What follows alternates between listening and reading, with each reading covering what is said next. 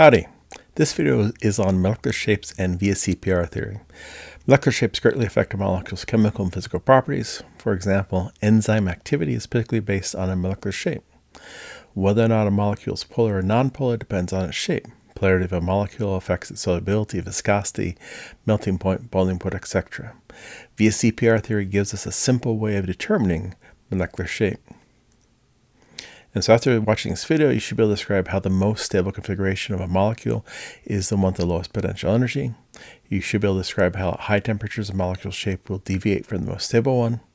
And given a molecular shape, you should be able to determine the electron geometry around each atom, the molecular shape, and all of the bond angles. So VSEPR stands for valence shell electron pair repulsion. And it's a very simple concept. It says that the most important factor for determining the geometry is by minimizing the electron repulsion between electron pairs. And so please remember, for electrostatic interaction, the stronger the attraction, the lower the energy, the more stable. The stronger the repulsion, the higher the energy, the less stable. Chemists use valence shell electron pair repulsion, or VSEPR theory, to account for the shapes of molecules.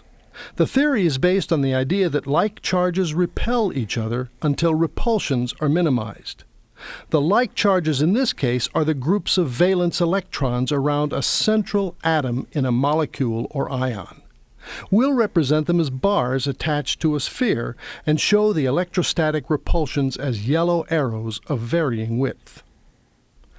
The simplest case has two negative groups around a central atom. At any angle less than 180 degrees, electrostatic repulsions push the bars apart. Repulsions are minimized when the bars attain a linear arrangement. Electron groups can be single bonds, as in gaseous beryllium fluoride, double bonds, as in carbon disulfide, triple bonds, as in hydrogen cyanide, or, as you will see shortly, lone pair. And so molecules will take the shape that minimizes the repulsion between electron regions, and a single region electron density could be a lone pair, a single bond, a double bond, or a triple bond. And so determining the structure or bond angles using VSEPR theory, the first step is to determine the Lewis electron dot diagram. Now, while the Lewis diagram does not accurately depict the structure, it does assign where the valence electrons are, and so from that you can determine the electron configuration. And so if you have two regions of electron density, you'd have a linear electron configuration. 3 regions give you trigonal planar, 4 tetrahedral, 5 trigonal bipyramidal, and 6 would be octahedral. And again, please remember, a single region can be a lone pair, a single bond, double bond, or a triple bond.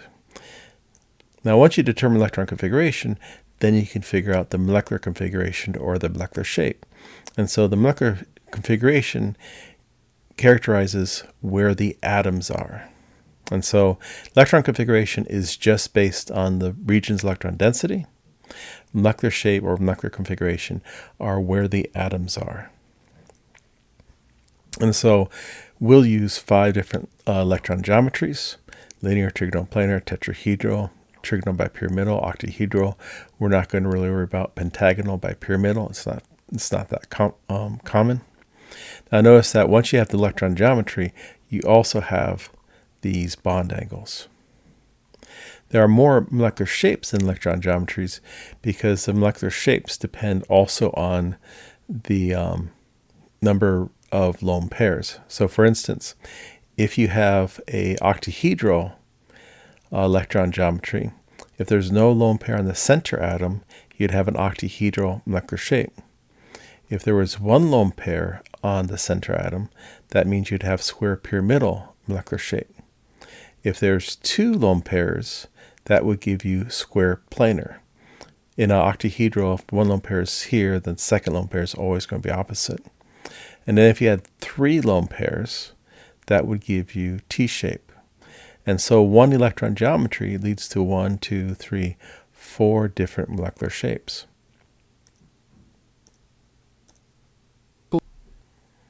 three negative groups attached to a central atom attain minimal repulsions in the trigonal planar arrangement, which has an ideal bond angle of 120 degrees. We observe this angle in molecules with three identical groups, such as boron trifluoride and sulfur trioxide.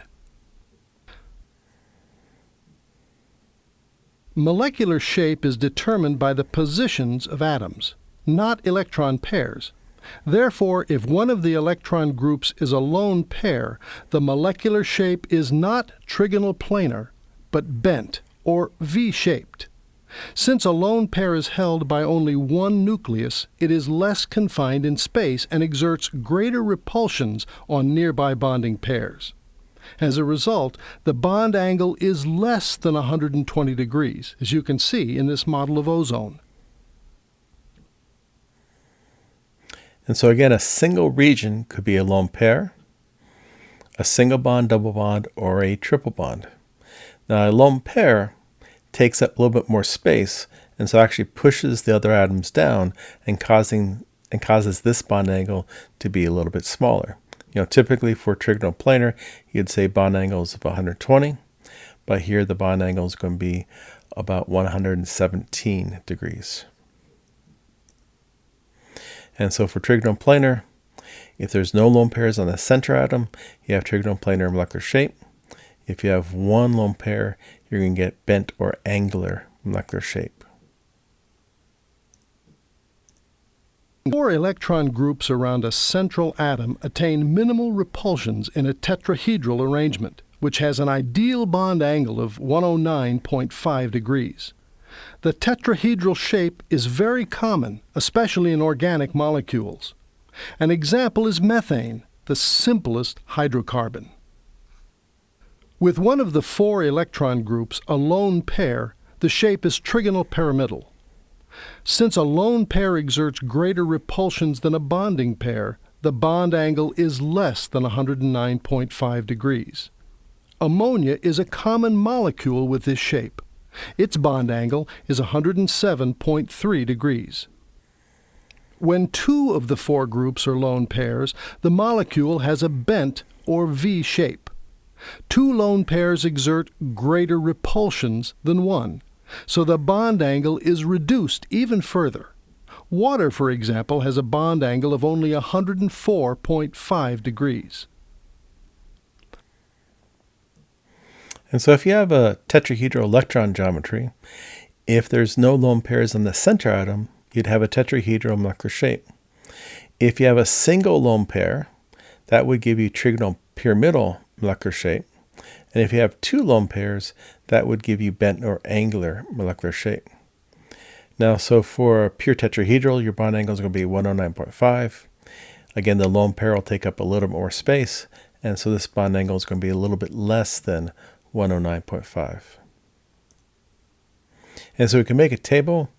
Number of regions tells us the electron geometry. If we have two regions, that's linear. Three regions, trigonal planar, for tetrahedral. Now, if you look at the molecular shape, it also depends on the number of regions as well as the number of lone pairs. And so electron geometry depends just on the number of regions. And again, a single region can be a lone pair, a single bond, double bond, or a triple bond. And the molecular shape and electron geometry will only be the same if there are no lone pairs on the center atom.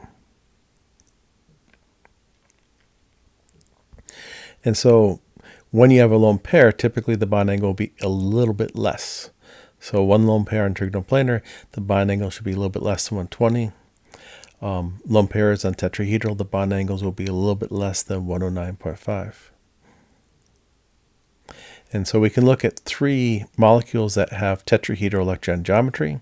So methane, ammonia, and water. And so you have tetrahedral molecular shape, trigonal pyramidal molecular shape, and bent or angular molecular shape. And so in terms of the bond angles, for the methane you have 109.5, for the ammonia about 107, and for the water you have 104.5. Again, lone pairs take up a little bit more space. And so a question you could see in the very near future would be, what is the oxygen-oxygen bond angle in ozone? And so what you have to do is you have to figure out what is the electron geometry around the middle atom in the angle. Not necessarily in the molecule, but in the angle. And so to figure out the electron geometry, we have to do a Lewis diagram. And so we have a resonance structure. And we got 3 regions of electron density, which would give us trigonal planar. And that would give us a bond angle of about 120 degrees.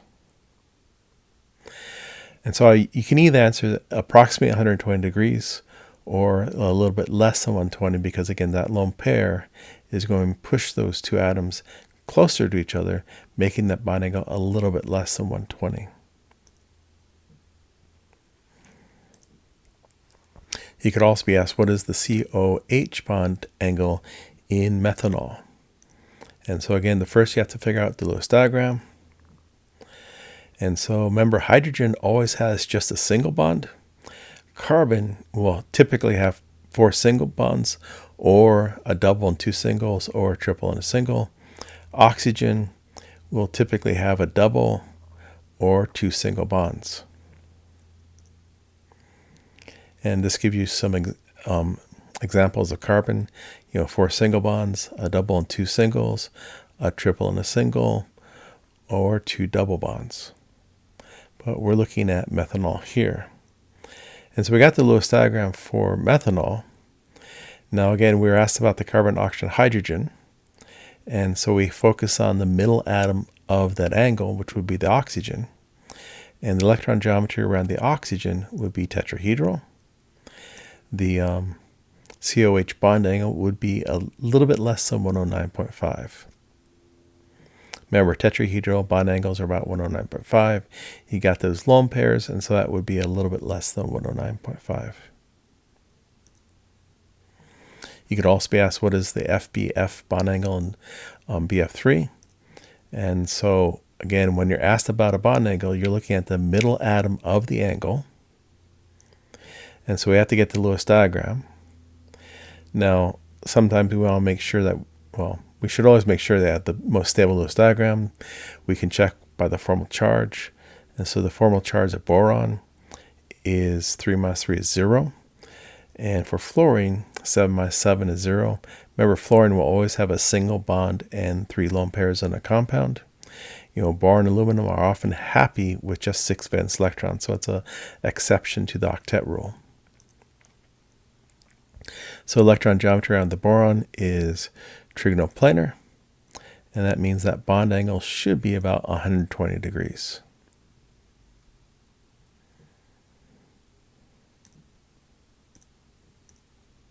Four electron pairs fill the valence level of a period 2 atom, but one from period 3 or higher can use d orbitals to expand its valence level and bond to more than 4 atoms. 5 electron groups minimize repulsions when they point to the corners of a trigonal bipyramid. Here we find 2 ideal bond angles. Equatorial groups lie 120 degrees apart, and axial groups lie 90 degrees away from equatorial groups.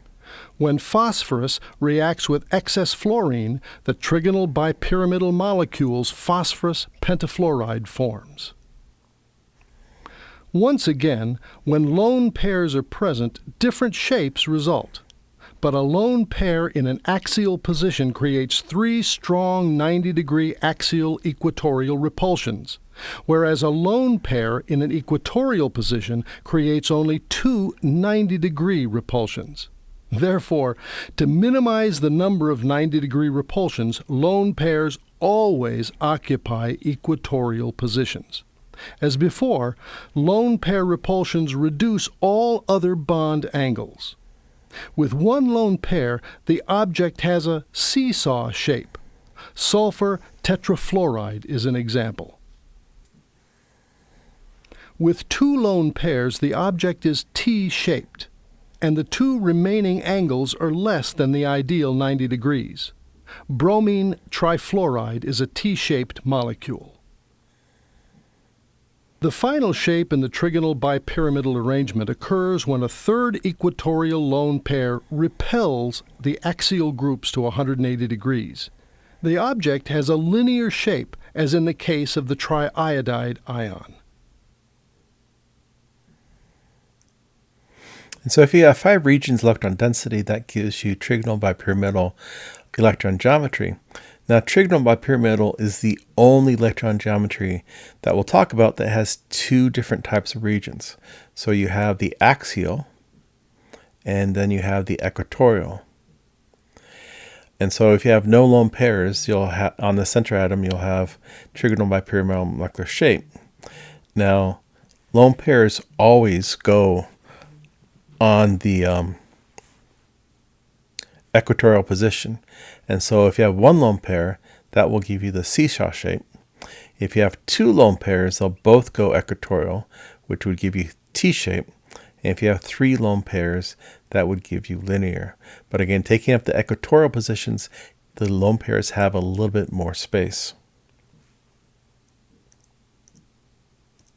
A common arrangement has 6 electron groups attached to the central atom. Repulsions are minimized when the groups point to the corners of an octahedron, and thus lie 90 degrees apart. Sulfur hexafluoride has an octahedral shape.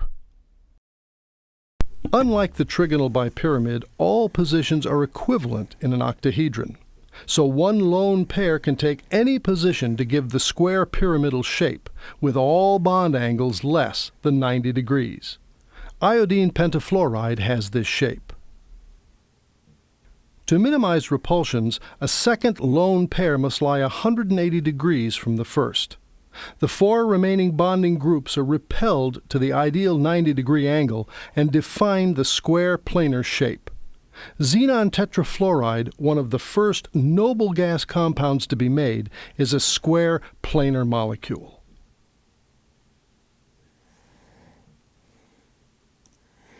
And so trigonal bipyramidal, again, is the only electron geometry to talk about that has 2 different types of regions. Again, you have the axial, and then you have the equatorial. If you have a 6 regions electron density, that gives you octahedral electron geometry.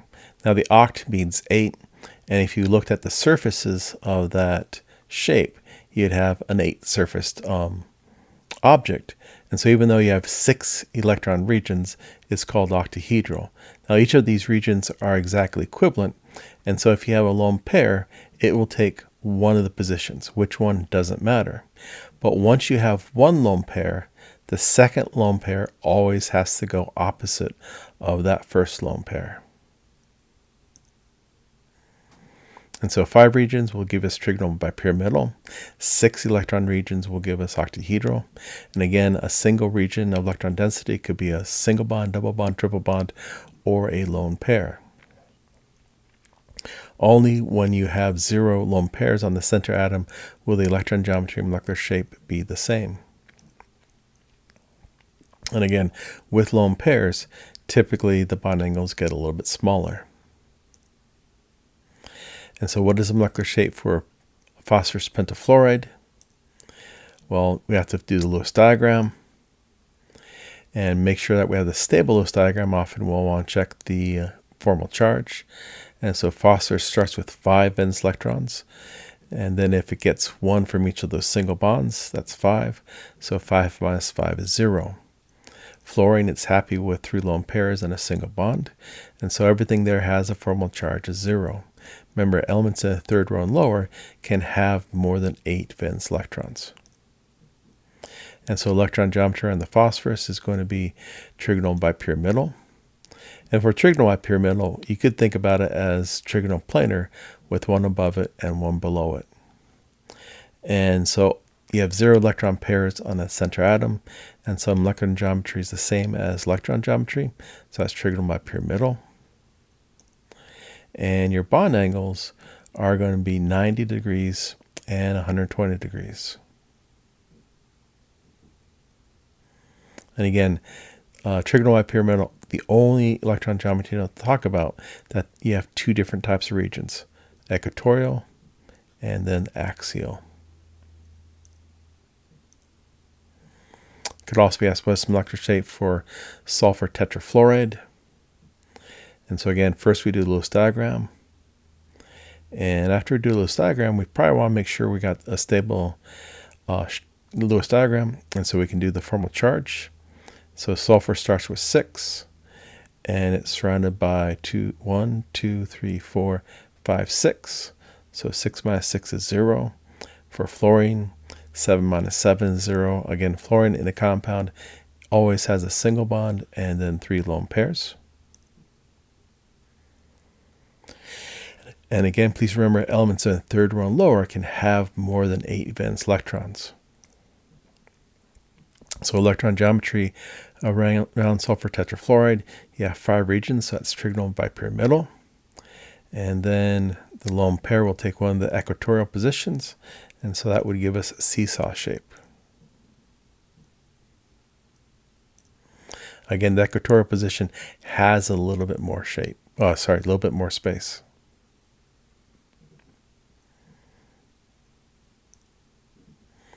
If we want to look at sulfur hexafluoride, again, draw a Lewis diagram. We can check the formal charge. 6 minus 6 gives us 0. 7 minus 7 is 0 for all those. Our electron geometry is going to be octahedral. And we have no lone pairs on the center atom. And so the molecular shape should also be octahedral.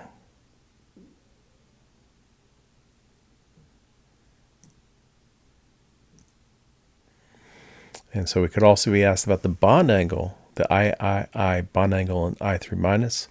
And again, if you're looking at the bond angle, you need to look at the center atom of the angle. And so we do the Lewis diagram. And so we can do the formal charge. And so for the outer iodine, you have 7 minus 2, 4, 6, 7. For the center iodine atom, you have 7 minus 2, 4, 6, 7, 8. And so you have a -1 on the iodine in the center and a 0 for the formal charge on the outside. And remember that sum of the formal charges has to equal the net charge. And so 0, 0, minus 1 gives us our net charge of -1. And again, elements in the third row and lower can have more than an octet. And so our electron geometry will be trigonal bipyramidal. The lone pairs all go in the equatorial positions. We got 3 lone pairs, 3 equatorial positions.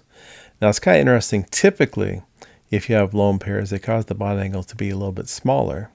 But notice because the lone pairs are all in the equatorial positions, you actually end up with a linear linear iodine-iodine bond angle. 180-degree bond angle, a linear molecular shape. And so with practice, you should be able to go straight from the Lewis diagram to the actual structure, including the bond angles and whether or not the molecule will be polar or nonpolar. And so if our Lewis diagram is here, at this carbon, we see we got 3 regions, so that's going to be 120. Here we have 4 regions, so that bond angle should be 109.5, 109.5, 109.5. This bond angle should be about 120 degrees. But it's really, really cool with VSEPR. It's based on a very simple idea. Electrons repel each other because, electrostatic interaction, the stronger the repulsion, the less stable. And so you're trying to minimize that repulsion. It's also kind of interesting. You can look at the shapes. And so, some of these shapes actually are planar. And so all the atoms are in one plane. So if you think about linear, all the atoms here are in one plane. Angular, all the atoms in one plane. Trigonal planar, square planar, and T-shape. So hopefully you can describe how the most stable configuration of a molecule is the one that minimizes the electron repulsion, and that corresponds to the lowest potential energy. Hopefully you can also given a molecular formula, you should be able to determine the electron geometry, molecular shape, and all the bond angles. I hope that helped.